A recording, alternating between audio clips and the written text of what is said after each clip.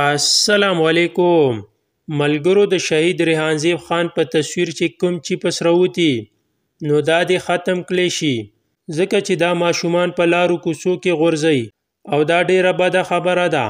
مونږ همیشه د شهیدانو عزت کړي او مونږ پښتنو همیشه شهیدانو له عزت ورکړي.